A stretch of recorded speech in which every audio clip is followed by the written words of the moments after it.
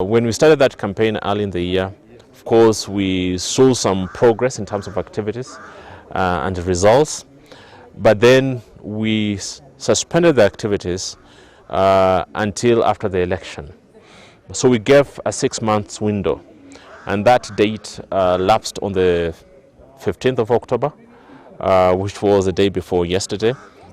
And I'm glad to report that based on that campaign, companies such as Safaricom, who is a leading mobile service provider, has registered significant compliance rate, and here we are talking about 93% of all their subscribers are duly registered. And when you talk about those numbers, we're talking about up to 40 million SIM cards out there that are now duly registered. Of course, if you break down those numbers, you'll be looking at numbers that are duly registered. I know those SIM cards have been active in the last 30 days or 90 days. And to me, that is significant. It improves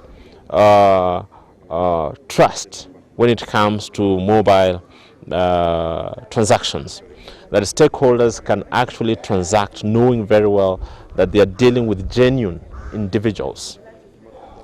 So, and when you look at Airtel as well, they've moved from about 40% compliance rate to now 81% compliance rate.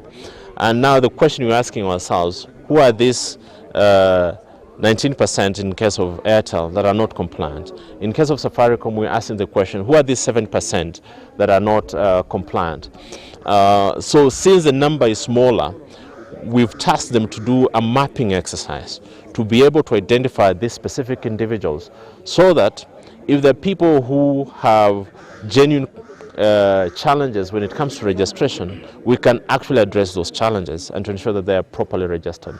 But if they are crooks, people who have misused the system, then we must ensure that those people are actually disconnected from the network. I think those who had issues, basically it meant that they had not complied. And if you had not complied, the consequences in that regard. And in this case, really doesn't matter whether you're a leader or a common citizen. And by the time we are having 93% of Kenyans having registered, and you're among the 7%, ask yourself why you are in the 7% and not in the majority. So for us, I think we treat people equally. And those who have concerns, let them raise those concerns with their operators, because at the end of the day, we're going to go for the operators if there's no compliance.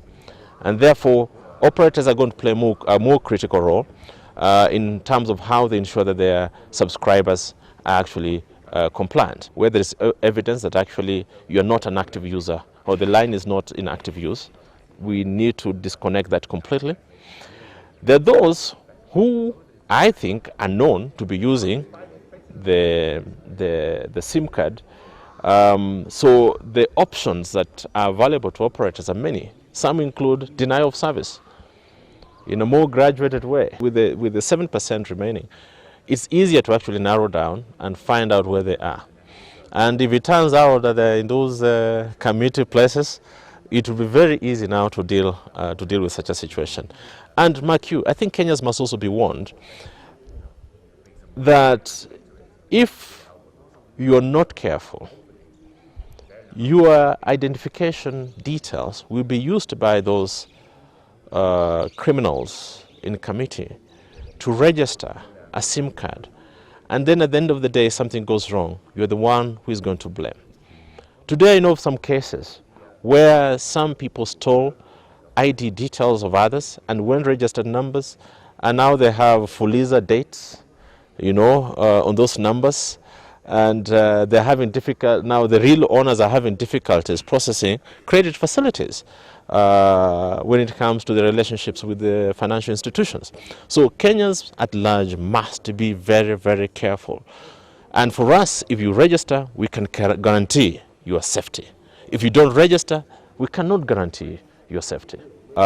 Between February and June, we had up to 264,000, if I'm not wrong, numbers that were actually deregistered.